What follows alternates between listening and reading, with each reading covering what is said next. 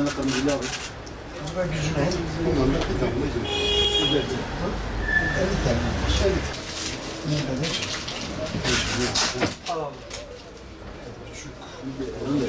Ha? Yemeşmesi nasıl? Valla 2-3 gün yani öyle bu tamam var mı bu tamam?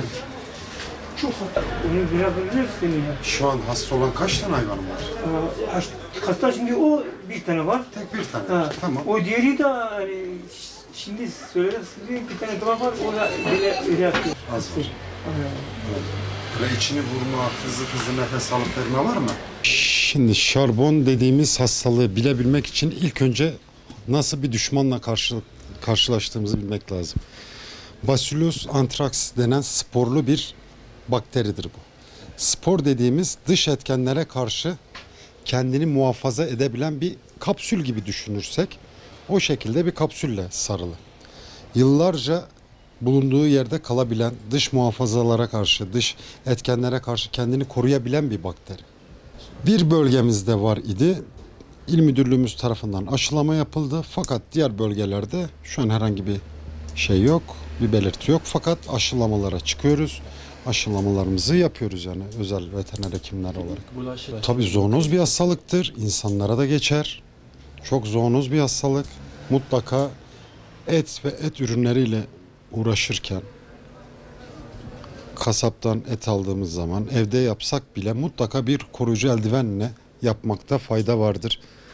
Bunlar 3 formu var. Deri formu var, akciğer ve sindirim. Ülkemizde en çok gözüken deri ve sindirim problemleri.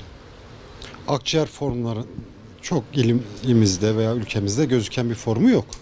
Öncelikle aşılama, koruyucu hekimlik, aşılama. Mutlaka çıkmış bölgeler ve bununla beraber yakın bölgeler, hatta imkanımız var ise bütün hayvanlarımızı şarbona karşı mutlaka ve mutlaka aşılamamız lazım. Şimdi şarbonlu hayvanın ilk önce bir belirtilerini şarbonlu olduğunu nasıl anlarız?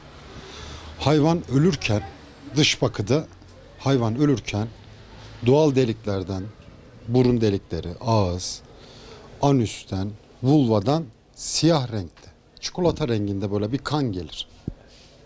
Dalak normalin 3-4 katı kadar büyük olur. Et çok kısa sürede bozulmaya başlar ve kestiğimiz zaman kanda pıhtılaşma olmaz. Bunları gördüğümüz zaman mutlaka şüphe edeceğiz.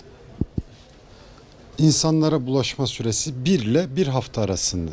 1 ile 7 gün içinde inkübasyon süresi dediğimiz vücutta etkisini gösterip ortaya çıkar, hastalık belirtilerinin ortaya çıkması 1 ile 7 gün arası. Şarbon 1870'lerde bulunan bir bakteri. 2018 140 sene geçmiş. Kendini muhafaza edebilen, sporlu olduğu için sıcak veya soğuğa karşı etkisini koruyabildiği için özellikle mera döneminde, dışarıda otlama döneminde çok gözüken bir hastalık. Kurbanda hayvanı kesiyorsunuz. Mezba dışında kestiğiniz zaman nerede kesiyorsunuz? Kapının önünde kesiyorsunuz. Bilmeden elinizi temas ettiniz. 3-5 gün sonra bakıyorsunuz elde ilk önce bir sivilce tarzında bir belirti. Ardından yanık şeklinde sigara söndürmüşsünüz gibi bir yanık oluşmaya başlar ve ağrılı bir yaralar oluşmaya başlar. Bunu görünce şüphe ettiğiniz dakika bile mutlaka ve mutlaka hastanelere başvuruda bulunun.